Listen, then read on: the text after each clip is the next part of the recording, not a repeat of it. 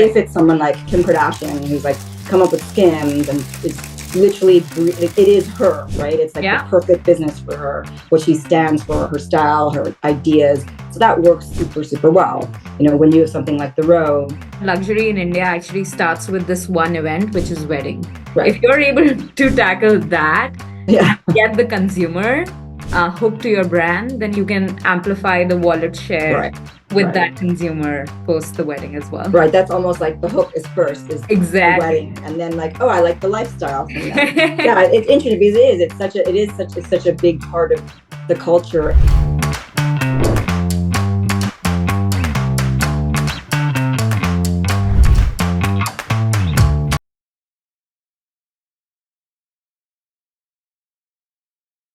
So, Elizabeth, it's so good to have you. Thank you so much for taking the time in the evening, London evening. Thank you for having me. I'm very excited to be here with you today. So, Elizabeth, we've discussed a lot about fashion. Your career has been made in luxury fashion, and most recently, you were at FARFETCH. So, in your words, why don't you tell us a bit about your journey and how you got here? Okay. I'll try and keep it brief because it's been a very long, it's actually almost been 30 years, which is unbelievable to me. You know, I think growing up, I didn't even know fashion was a career, right? Yeah. So I came from a very, you know, both my parents are PhDs. My father is in finance. My mother is a scientist. So just a very, you know, like a typical Asian background, as you would say. So, but I always loved fashion growing up. I followed it, and I was an art history major either. So I also loved art. Anyway, so when I discovered it was a career, I just went straight for what is the best place and where do I admire? And I've always been like that. I've been like, I always want to go to the top of class of whatever I'm doing. So Barney's New York was sort of the ultimate place in the 90s. And I moved to New York City and I went after that job. It was a whole process to get a job there and get my foot in the door, but I did. And that kind of was the beginning of the rest of my 30 years. So I started, you know, as an assistant buyer. I worked with actually the private label designer there, which was a really great way to start because I then really understood actually how to make a garment from scratch to finish, not just buying of the product. And I went from there to Henry Bendel's, which doesn't exist anymore, but it was a really beautiful store on Fifth Avenue in New York City. And then I went to Bergdorf Goodman, where I spent 17 years of my career. Really, you know, it used to be what I call the sleepy grande dame of New York. And what we did was modernize that store and really make it kind of a real window to the world for almost every major brand in luxury. And just, it was a really special experience. Anyway, towards the last few years that I was there, you know, we took over the online business from the Neiman Marcus Group, which owns Bergdorf Goodman and ran the website. So the website at that time literally was just the name of Bergdorf on it, but it was the look of Neiman's website. It was the product of Neiman's website. And we was like, we can't have this. Like, we need to really be, you know, it needs to be Bergdorf Goodman, it needs to be us, it needs to be our look and feel, it needs to be our visual merchandising, it needs to be our product, our curation.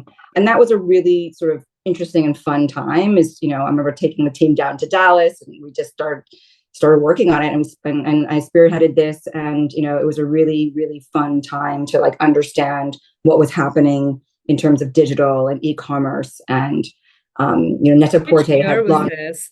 Which year was this? Ooh, that was probably 2013, 2014, around that time. So Net-a-Porter had launched. That was kind of like the sort of the luxury e-commerce site that we never thought could happen. So that was happening, but everything else was, you know, pretty much, you know, basic at that time, I would say. And I think that really piqued my interest in understanding and thinking, okay, this is the future. I just had this, you know, I always have these things where I'm like, this is the future. And I really need to understand this. And I want to understand it in a much more like holistic way. And I'd been at Bergdorf for so long at that point. I loved it. I had the most amazing, like I said, I always say I had this office on top of the store that overlooked Central Park. Wow. It was amazing. Where was this? Which part of New York? It's right on Fifth Avenue on 57th. Oh, wow. I mean, it's an icon, right? But I kind of felt too young to be kind of what I call like coasting for the rest of my life in a job I'd been, you know, somewhere I'd been for a long time, and it was my family. I loved it, but part of me knew I needed to push myself be nervous again, learn something new, be put in a completely new environment. Yeah. And so that's sort of when I made the leap, and I was like, okay, Net-a-Porter, it's pure play e-commerce. I really believe in the editorial, the luxury aspect of it, the curation, which is really what Natalie Massenet stood for when she launched it. And it was global, we had offices all around the world, and it was customers global. So that really appealed to me. And so I made the move across the pond from New York to London, and I was at Net-a-Porter through 3.5 years, like through COVID. And then post-COVID, I made the move to Matches Fashion, which was a very curated, sort of high fashion, a very high net worth customer that loved shopping online and finding and discovering.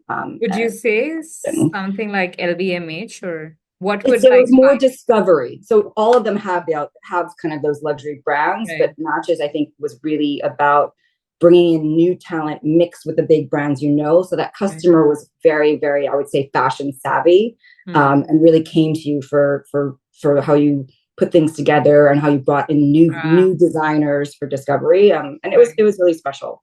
And then from there, obviously the only thing I hadn't done yet was luxury marketplace. And so I think FARFETCH FARFETCH, obviously that was what they launched when they first launched. Actually, it was bringing on e-com for all these curated boutiques around the world that didn't necessarily have their own e-commerce.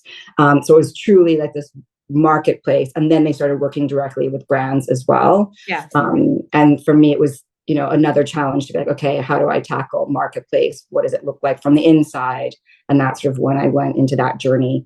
At the same time, they also had bought a beautiful old business in London called Brown's, which was a luxury kind of boutique. So that was also a business that I ran while I was there. All right, so that's sort of like the long journey. In between, I did go back. I went back to school in between too. I went to the advanced management program at HBS. Now it was a 1.5 years ago, almost something like that, which was really, it was really fun. It was really fun to go back to school when you actually appreciate it and you're just, there to learn and just absorb everything. And it was a great time. I have a question there. You went back to school, and it was obviously later in our career. So how was the transition, and was it scary to make that transition back to school, or was it fun and exciting? And I'm asking you at the outset, right? Like about the outset.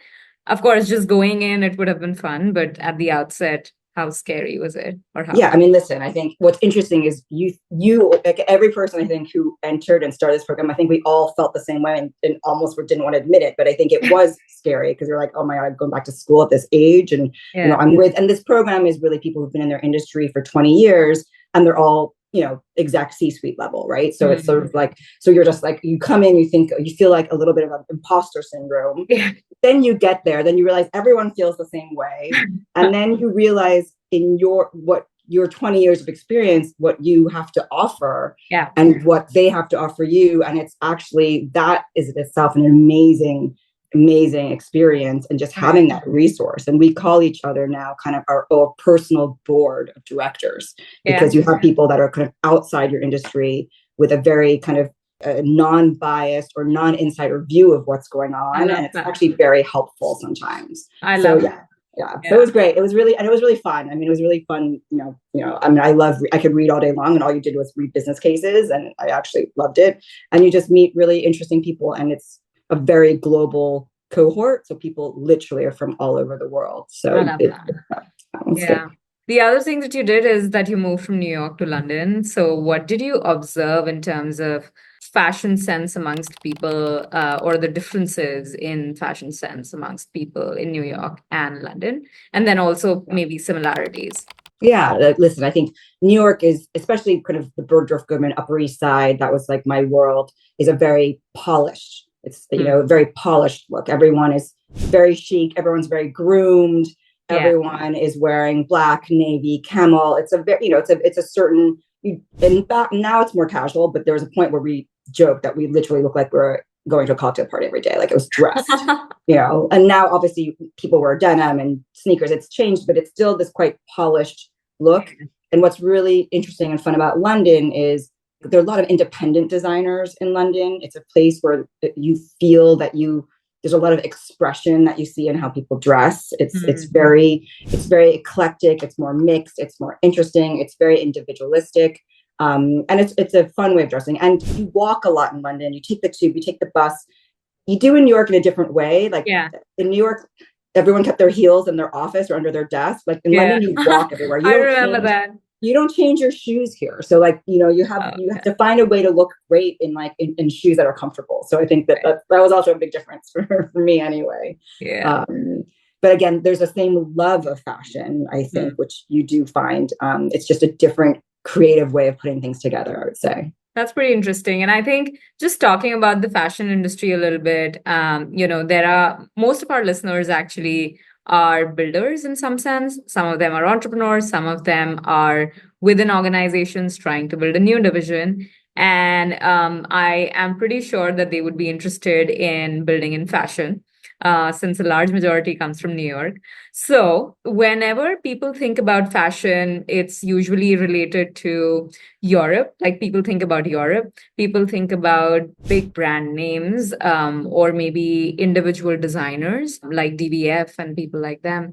So is it intimidating to enter into the fashion space from the get-go, or what is really the culture like for someone who hasn't been raised in that environment? How does one take the first step towards starting? I mean, listen, there's so many different businesses within fashion now, so it really depends on what angle you're coming from. Because I would say today, with everything that's happening in innovation and technology, there's a whole new group of young entrepreneurs starting, whether they're building new platforms, whether those platforms are having to do with e-commerce, whether they're content sites, whether they're something to do with service, or whether they're AI driven, because there's so much now in terms of what you can do to really help this industry. So there's many different ways of entering business. So that's sort of like a new ways to start businesses, which you really can come from. I mean, a lot of people just will come from like a tech background or a finance background or something like that, because they're operational,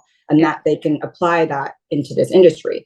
Or of course, there's people who start brands. There's designers who start brands, and obviously that's very competitive right now, and it's a difficult space because there's so many. But if you have something unique and the ability to really show that you can also grow and sustain a business, and you have a unique DNA and look and feel and differentiation, then that's something obviously you can enter. It's not easy because, especially, I would say, listen, it's such a vast. You say fashion, it literally can be t-shirts at Target to your luxury. So my thing is, I always want to make sure people understand it's really wide. Like, don't just think I'm trying to get into this coat that's like super, super luxury world, because clothing is what everyone in the world wears every single day, right? So like, there's many ways to enter it, and I think people need to think more diversely about that now, not only trying to enter one certain market. Because number one, that is tougher. It's probably more expensive because the costs are much higher when you're entering the luxury world. And it is more, there are less and less players. So in terms of the there's the gatekeepers and all of that. Yeah, it's not easy to cut through and make an impression and reach the people that you need to reach, right? So, but my thing is, in the end of the day, whatever the product speaks for itself. So when someone makes and designs something beautiful and amazing, people notice, right? So I always say yes. I would say, if you thought about this industry, I mean, when I first started, it was like the movies. It was really, really, it was a mean world. And it was very different than it is today. I think it's much more open, transparent culture. It's much more inclusive, and it really is a creative industry. So you just have, people from every walk of life in it, which I think makes it really interesting as well. And it's only as intimidating as you make it for yourself, but you just have to like have courage, like any other business and industry, and just sort of put yourself out there. And listen, you may get a million no's, you may, be rejected, but you're going to meet lots of people, you're going to expand your network, and you're going to get that yes eventually. Yeah. And for someone who's trying to build in fashion, for sure, but a brand in fashion, right? Fashion brand. What does it take? If you could just walk us through a little bit of, the supply chain aspect, the distribution, the branding, social media. Would love to sort of get that sense as well. And I think since you also mentioned brand versus marketplaces, I mean, is this the right time to start a new brand, or is it a good time to start a new marketplace, or why? Okay, we'll start with brands. I would say Yes. on the brand side, first of all, you need to have a unique point of view, right? So what are Yeah. you bringing into the market that's interesting, different from that fashion perspective? Like what? And I think for me, the emotional aspect is super important, right? Because you can commoditize anything, and you see that happening more and more. There's so much product out there. So how do you cut through that? How do you make something that speaks to people, right? So that's number one. It's the most important thing. And you can do it in different ways. You can be a traditional designer who's super talented, who went through the ranks of all the fashion schools, the famous ones, whether it's FIT or whether it's here in London or in Paris or Milan, or you could cut your teeth working inside big houses your whole career and then design yourself. Or you could be a real style maker, a taste maker, someone who has a huge following on social media and talent, obviously, and already a following, and decide that they want to go into fashion. So there's different ways that you can build a brand. From there, it's heavy on the cost side because you have to invest in the actual product. So number one, you need to invest in the fabrics, and then you have to invest in creating them. You need sample pattern makers, right? You need production. So there's a real cost to like building your product. And let's say you're showing your first collection. So let's say you had enough to buy the fabric to make a mini collection, produce a mini collection, right? There's a whole other step that if people respond to it and they love it and they want it, and let's say a store comes to you or e-commerce comes to you and says, we want to place an order, you have to have in place production that's ready to fulfill an order that could be of a very different size than you've ever imagined before, right? So that's a whole different thing. And usually at that start, you have to actually, at that point, that first few seasons or year, like you're usually putting up the cash to invest in everything from the raw materials through to the production and the end and the shipping, right? So like it's cost intensive in that sense. And then what happens is if you're able to make like kind of break through and make it, and more stores and more people want your product, and you start to do, you have maybe your own website, there's a whole nother level of cost that gets involved once you actually expand your business. So it's not an easy, it's like, so cash flow, working capital, and managing that is really, really important. Having an audience or a consumer in your mind that you're targeting is better, because you can be more targeted, because marketing is very expensive. And that's why you see a lot of lines now come out from influencers or content creators or tastemakers, because they have a built-in audience, which already gives them a customer.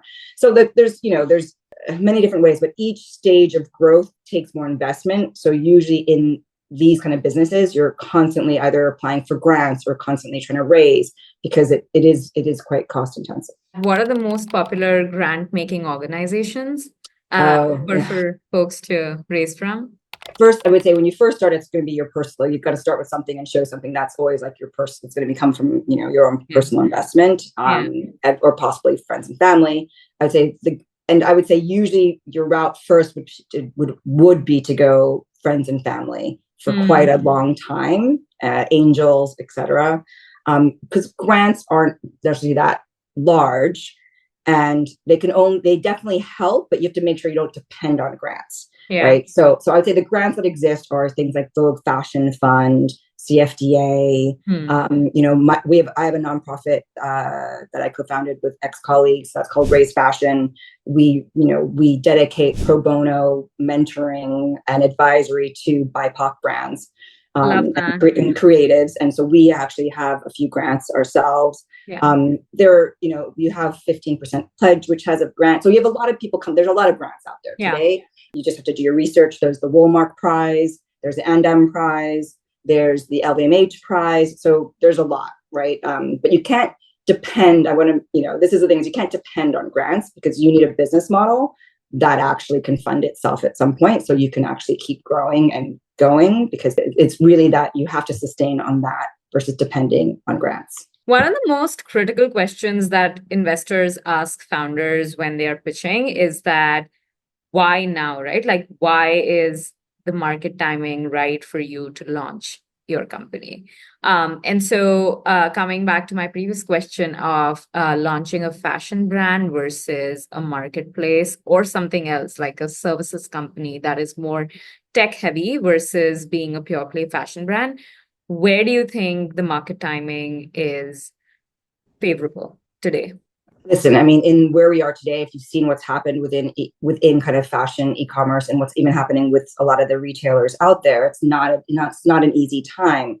And when you think about it, you think about what does the consumer need? Are we speaking to them in the right way? And that is where a lot of these sort of new ideas are coming from, like especially with technology, with AI. So you see a lot of new businesses come forward that are they really helping you with search? Are they helping you with personalization? Yeah. And all of this. So you have Daydream, right, coming out from Julie Bornstein, which is really interesting in terms of search. You have some other really interesting things about from data gathering, right? Or you can say, I don't want to shop in the traditional way because is Gen Z and Gen A going to shop in the traditional way? Maybe they only want to follow the content creators and tastemakers that they love and want to shop in a different way. Or maybe, so they have a lot of different platforms now that are doing different things. Or maybe you'll say, I love pure curation, so I want to have a different subscription model that's a different platform. There are also quite a few new businesses that have now brought together personal shoppers and stylists and matched them with inventory, with brands and multi-brand retailers. So there's a whole thing that's happening kind of, no one even sees that's happening kind of,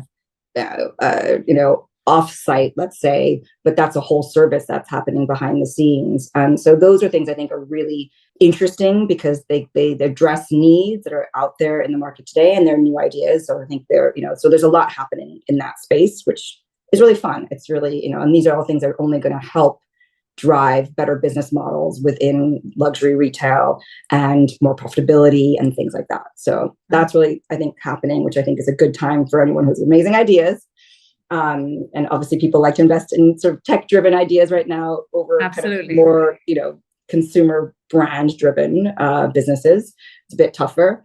So if you want to break in there, I would say, if you think about what's happening today, you have to think about like where there are windows of opportunity, and it could be, listen, we've seen how all the luxury handbag prices have increased 25 to 30 to 50%. So maybe I want to, I'm just, this is a pure example, so no one lists this, but maybe you're like, oh, actually, I want to create a handbag collection of business that addresses the need of the customer who can't spend that anymore, but it's looking for the quality and that savoir-faire, So I think it's about just really being like, am I addressing a need out there? And you think a lot about these, and someone I used to work with always talks about these French brands that just come out of nowhere, and they're kind of very affordable French brands that have done super well. It's because they're doing something, they're addressing a really great need within fashion, and they're doing it at a very reasonable price point, but they're doing it with great editorial, great styling. So it really, it feels elevated. No, absolutely. And I think a lot of the Gen Z, as you mentioned, right? Gen Z and early millennials are, they do want to spend, and they do want to spend on good looks. It's just that they can't spend so much, right? So in fact, I was working with a founder who's helping address the same situation, but from India, like India, China. He's taking the supply chain from there and then addressing it for the US market and the younger folks in the US market. So, I mean, if you speak to a 20-some-year-old now, they only, I don't know if you have it, if you ask them what they buy, they really only buy vintage, or they really buy pre-loved. I mean, that's really because you can get anything, right? And they love kind of the styles. They love what, I joke because I'm like, I own it in my closet, but they love this fashion from different eras. And it's from a price perspective, it seems much more worth it and affordable. So these kind of platforms are doing really well, and they just can't even get enough supply, or you have things like Depop where people are selling to themselves. So, I mean, it's just, there's so many different ways to enter this business today, which I think is really great. Yeah. Another trend that I noticed when I was growing up is that celebrities would just get clicked all the time by the paps, and then they would mention that, her sunglasses are from so-and-so brand, her top is from this brand, and then they would give a cheaper brand, but a cheaper brand with a similar top or sunglasses. And, it would just make everything sound so affordable. So I think maybe those pictures have been now translated into Instagram influencers.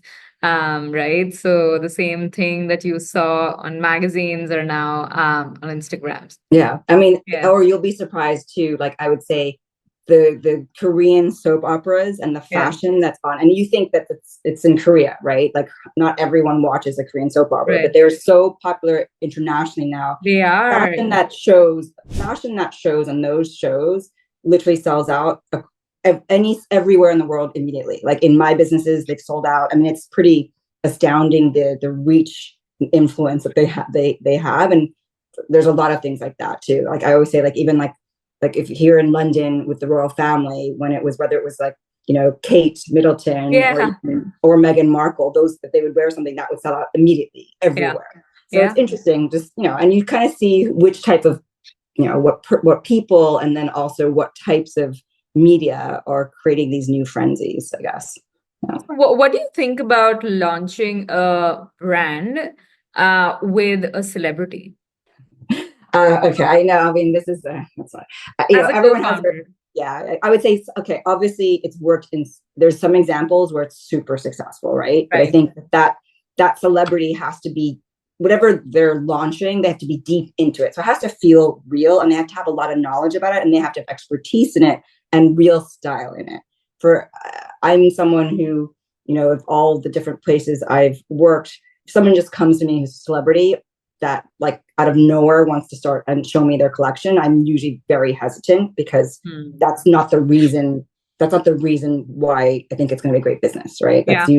usually it's not a great business, because it's like something they're just slapping their name on, and or it's a hobby and they just want to do it for fun, right? It's not like a true business. But Right. if it's someone like Kim Kardashian, who's like come up with Skims, and it's literally it is her, right? It's like Yeah. the perfect business for her, what she stands for, her style, her ideas. So that works super, super well. You know, when you have something like the Row, like most of the customers who follow the Row don't even know about the Olsen twins past when they were, you know, child stars, right? So Okay. it's really about the collection, the product, like what they're putting out there versus the celebrity.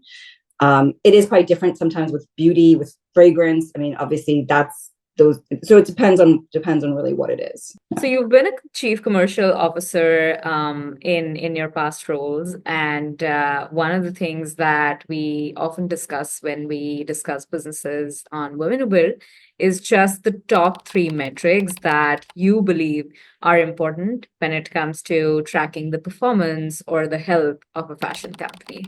I would say, I mean, obviously revenue, Right, and profitability, because the revenue has to not come because of discounting or yeah, promotions. It really has to be, to understand that it's a healthy business. It's your profitability and margins, and then it's the product. Like the yeah, product has to be amazing. Like people have to love it. It has to be emotional. You have to just really break through like all the noise that's out there with whatever you're showing, selling the consumer. How do you track whether people are liking your product? What are the sources where you extract your data from?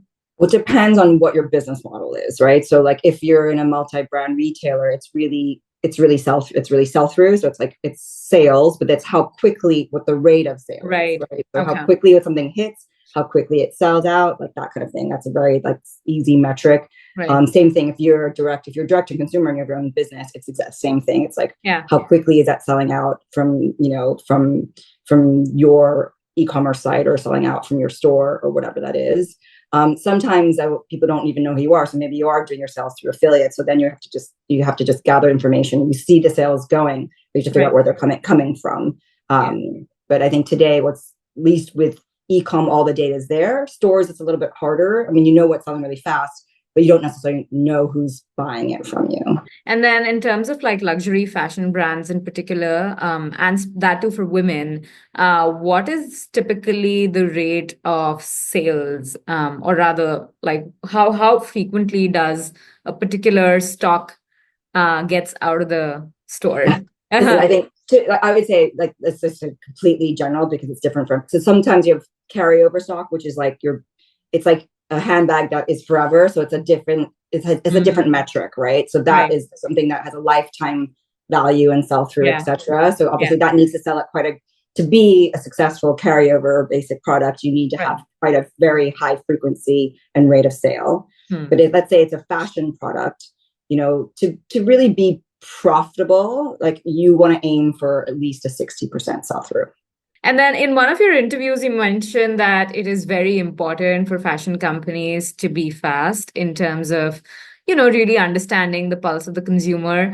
And I am actually curious, how do you really balance the long term versus the short term? Because many brands are actually selling to the younger audience as well, who seem to be influenced by short-term trends versus long-term. So how do you sort of like, as the chief decision maker, balance the long-term with the short-term, specifically in terms of trends? Listen, I think it's extremely important to always have your eye on the long term. And what you see with businesses that are only focused on short term is they're never going to sustain and last, right? So I think the long term, number one is, what is your purpose? What are you trying to do? Who's your customer? And always think long term on that. And that should be, and with that, it's not about being fast. It's about being nimble and agile to just at least grow and evolve with your consumer, but always understanding who they are and really sticking to your long-term goal and strategy. Because I think that's where you kind of create that really strong foundation. And then from there, you can do things the short term fast, right? And so that's where you're like, okay, you do need to go after things. You do need to go after trends because you want to speak to the customer. You want to have exciting product. You want to be on top of that. And that's really important to stay relevant and stay at the top of mind of the customer who's following you or gain the attention of a new customer. So you have to always think about those things. But again, that should be with the eye of what your long-term vision and business model is. And let's just take an example of Zara, even though it's not a luxury brand, but it's still a brand that sells well. So do you think that they are nimble enough?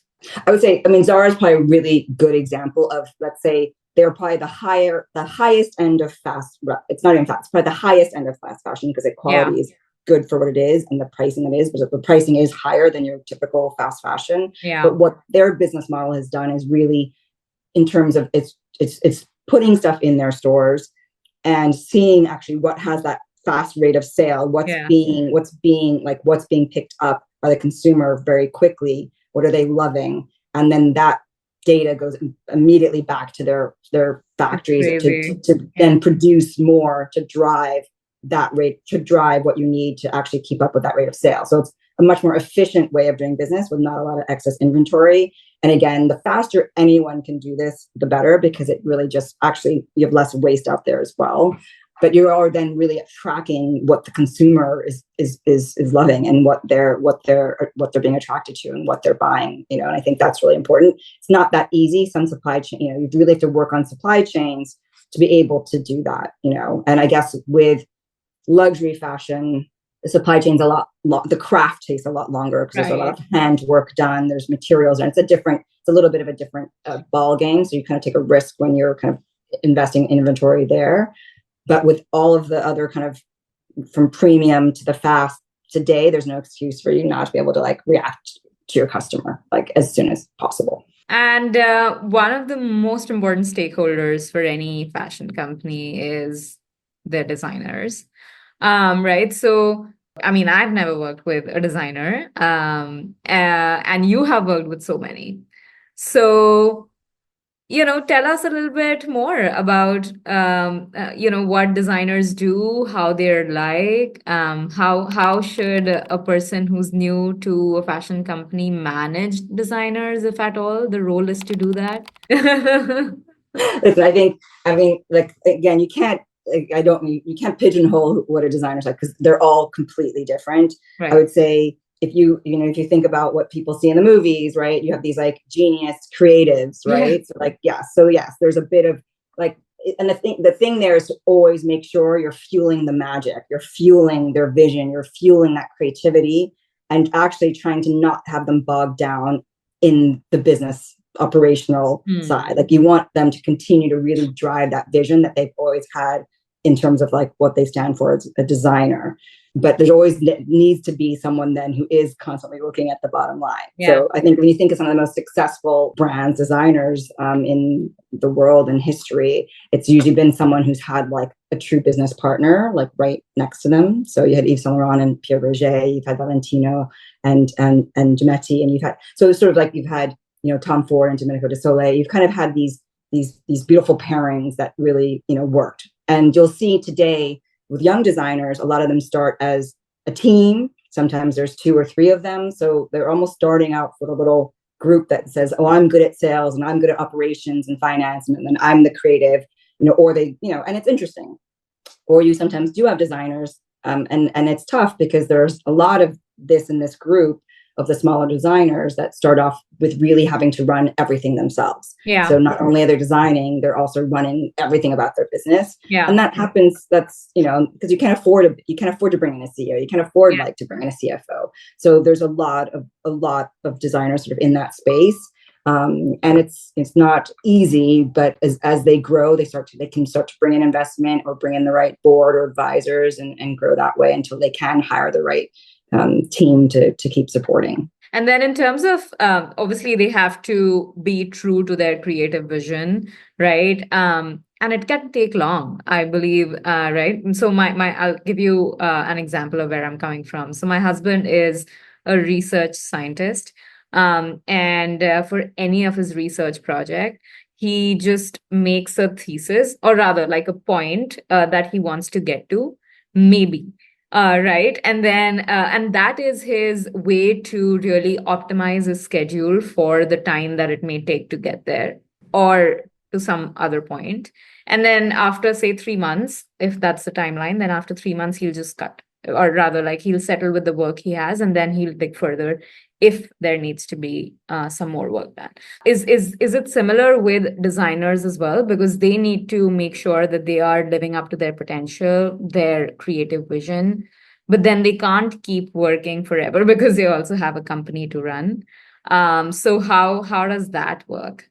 I mean, I think most designers obviously want their businesses to last for, as long as they possibly can. Wow. Right? Yeah. So I think, and therefore, and everything works. It's very cyclical. Like the typical fashion calendar is your collections are shown at certain times of year. So you know what the calendar is, when you need to be ready. You always work backwards from there. Obviously you need success.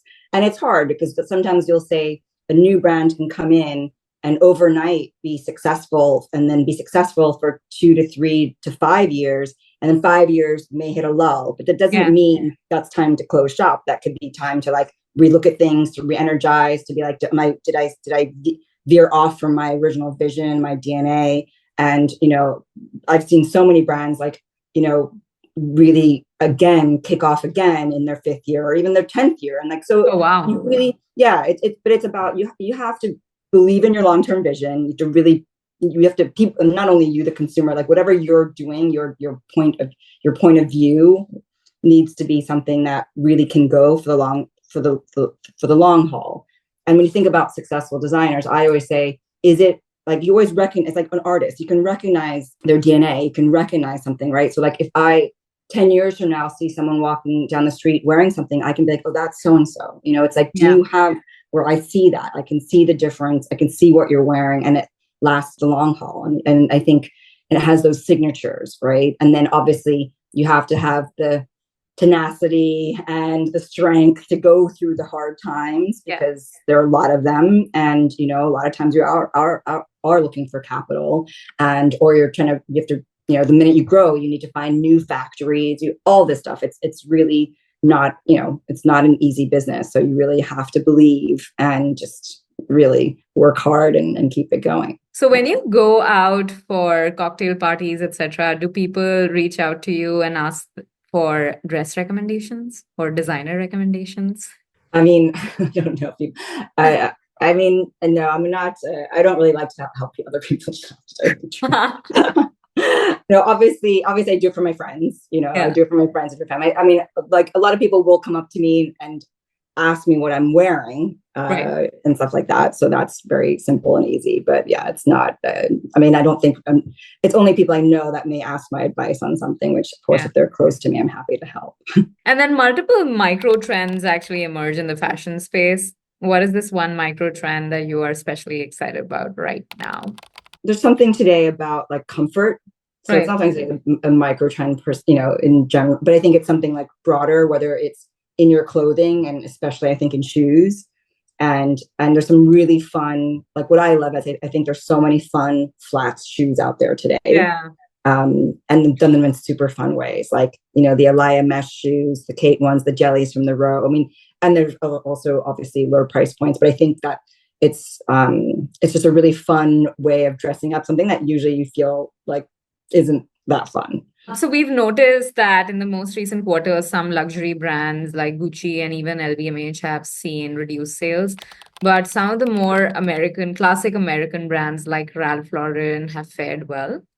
Why is this happening? I wouldn't take it as because it's American versus international. I think when you think about LVMH and think about carrying, I mean, these businesses, and they're massive. Gucci's like over $10 billion, right? So they're huge businesses that grew so fast over time. I think there's a point where there's a saturation point sometimes. There's a softening of certain market. There's a softening of the aspirational customer. And sometimes some of these bigger brands start to feel very commoditized. Yeah. Right. So it's like, and I think that consumer feels that. I think when you have someone like a Ralph Lauren, for example, first of all, they spent the considerable part of the past 7 years really trying to clean up their business, elevate it, clean up the discounting, the outlet, all that kind of stuff. But what you have is a founder who's still there, and it's in every single detail. I mean, I know a lot of people who work there. He is not giving up being the designer. It is his vision from day one. It's his vision. It's what he does. It's his world. Like, and you see it, and and you have everything from the purple label all the way down to the polo, and he's kept them all relevant, and almost because he stuck so much to his vision, because there were some years where people were like, it's feeling a little old, but almost like because he stuck through with his vision of true Ralph Lauren, whether it was purple label or polo, that it's come back, like it's actually all come back, and I think that's a really interesting case of where I'm like, you're long term there and sticking to who you are makes such a huge difference. And I think him being the founder, still leading the business, it's his baby, it's his vision. So you see that, when you think about Hermes, or you think about, that's a family business still, right? It's their vision, super, super long term. Who else is doing well? Like Cucinelli is doing well. Brunello, it's public, but Brunello is still, he's the face of the company. He's the founder. It's his vision. It's so true to who he is, even when it evolves and grows. Yeah. So I think there's a lot to like being like who you really are, like what do you really stand for, and that's really important versus sometimes almost bringing in too many business people and commoditizing your business just for that growth. Obviously, the growth is great, but you want to make sure you're still bringing, again, like I said, emotional, true, like product that really speaks to the consumer and gives them a reason to purchase. Because right now everyone has everything, in that world, your customer has so much. So like, how are you speaking to them that they feel, okay, I have to have this. I want to be part of this. I want this new, whatever it is, bag, shoe, sweater, so. Are there certain kinds of luxury brands that get a more global acceptance versus being restricted to only Europe or the US? For example, I know that Ralph Lauren is very popular in India as well versus some other brands. So is there a trait or a commonality amongst these kinds of brands that are more accepted versus not? Again, it's also nuanced because something like Ralph Lauren has such a heritage in Americana and that lifestyle. Yeah. So there was, and when you think about the 80s, like the whole world was like obsessed with basketball in America and wherever. So that's trickled down, through the years. Yeah. So I think that's something that's, when it comes to them, but then there are brands like your Dior's, which are going to be, they're huge in every country in the world. Right. So like, it really depends. And then there, yours are, there are like whatever they are, whatever price point they are, they're just ones that speak to a customer everywhere because the product works for them in that country. And I think that's the most important thing. Like, does it work in that country? Like, is it something that they can actually wear all the time? Like, is it something that actually is that can be part of their lives? It's hard to break through when you're very specific to where you're from, and it really is specific to a lifestyle from where you're from versus like maybe crossing over like lines into like how other people live in other countries. And something interesting that we spoke about in our first conversation was that the elite customer, their habits are very consistent across continents. What is an elite customer really? What do they do? What are But they don't want the same thing. So they don't want the truly same. don't want the same thing. So that's the thing. So I think Okay. so if you're talking about the real high net worth elite customer in all these different countries, they want a more bespoke experience, right? So if you think about so yes, okay, they're gonna be the handbag, there are gonna be certain things that everyone's gonna want, like everyone wants a Birkin, the Hermes bags obviously speak to elite customer all over the world. Yeah. But I think when it comes to jewelry, when it comes to clothing, when it comes to watches, there are things that are different, and they have to speak to like the elite's lifestyle, right? So I think that's really important, is that you're saying, let's say India, for example, the elite Indian in India's lifestyle is a lot of events, a lot of over the top weddings, a lot. So, right? So like they can't just wear a regular gown. Like they almost need something made for them that also feels that it fits in their culture. It's like this, it's a bit bespoke, and I think that it's about making sure that you're able to address wherever you are in the world that need for that customer, right? Because they don't want to wear the same fabulous dress that walked down the runway that maybe like maybe 30 other people have in the world. They want something special. And especially when they're spending so much money on it. Absolutely. I mean, at Bergdorf's, in our evening department, I remember we would do a lot of the, royal family, the Middle Eastern royal family weddings. And we had to keep track of who bought what, because everyone wanted something that was unique. And you can never, if someone ever showed up at the same event in the same dress, it would be like the end of us. Yeah. Okay. I think one thing which everyone is curious about is just that Mr. Trump will be inaugurated soon. And obviously he has stated that he wants to focus on nearshoring or reshoring in the US, just to make sure that the manufacturing happens in the US and there's more employment. And so how do you think the supply chain of some of the American brands would be impacted, if at all? I would say the smaller brands probably do more local production, but any more mass, bigger brand they're all producing abroad, right? So, and these things also, it's like they're so it's like how quickly are they putting these tariffs in place, because no one can change their supply chain overnight. Yeah. Right. So everyone will be affected by it, and you already see companies already come out saying they're going to raise their prices by 20% today because they need to get ready for that price increase. So they're already increasing the prices today. So I think, obviously the more time you can give anyone in advance to understand where can I move my production to, they will try. But I think it's going to have a huge impact. And my thing is, listen, there's what I love about New York and the New York designers. There's amazing local production. There's great production in California. But again, it's not scaled to really support a huge business, right? It's enough to support big businesses, right? But again, like you have to be ready then, like who is starting all the new factories, who's training all these, like who's training the skilled labor, like I don't know, all these things. Do you have enough time to even ramp up for this? I mean, it's not like there's preparation, right? So again, it depends on how quickly they put all these things in effect, but it will 1,000% affect most and the majority of companies, I would say. This seems like a massive investment opportunity, actually. Yeah, it's interesting. I mean, like, what I always say, like, what happened with China in terms of all the tariffs, and then China decided, okay, well, then we're just going to open all these factories in Mexico. Because they have a free trade agreement, right? So like, they are the smart people. They are the smart people. The world, everyone knows how to solve. Everyone is very creative. Everyone knows how to solve problems. It's just about how quickly can you move, and a lot of people already asked me, instead of China, there are like people producing a lot more in Vietnam, Cambodia, obviously India. So like all of this is happening. Those again are still foreign, but they won't be as high as the tariffs in China. Yeah.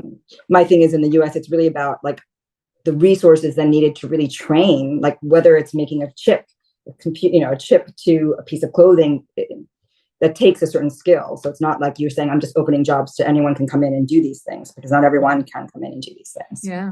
I've been researching the bra space, and it seems like just making a bra piece takes a really long amount of time. With all the pieces, I mean, yes, Pieces. exactly. The And who would have construction, the thought? Like, I pieces. never thought that Yeah. that's a thing, but yeah. So we also talked about India the last time we spoke, and everyone's excited about the luxury market in India. I think I told you that I went to this Yeah. luxury mall, and everyone was buying these super luxury brands, and they said that there's no point in going to Dubai because we are getting everything in India, and it's okay to pay like a 10%, 15% premium. That's okay. So everyone seems to have this great purchasing power all of a sudden, and I see it. I see it with my eyes. So, what are you excited about, if at all? Listen, I think everyone's been looking at the minute like the population was bigger than China. Everyone's like, oh my god, I'm to India, right? And I think this Ambani, what everyone's like, oh my Yeah. god, Oh what's going on gosh. here? I've a lot of Indian friends. I've been to India, and it's Yeah. yes, I mean, but you have to realize that that's again, obviously, as many as there are here. There's the rest of India, which can still there's a huge difference between the pockets of wealth, right? And the rest of the country. So again, yes, I think there's a lot of excitement at the top. I think what's interesting is they still very much shop physically, so it's not an e-commerce kind of luxury space yet. I think there could be some really interesting opportunities within the premium and contemporary in terms of e-commerce, because it's something I think that obviously it's like Alibaba, like selling home goods, right? So you have that happening in India online as well. And how do you take that into consumer fashion, which I think is a huge opportunity. I still think, obviously the duties and the taxes and the kind of getting goods in and out of imports and exports out of India are still quite challenging and difficult. And the cost is a lot higher. So I do think people are still going to travel to purchase.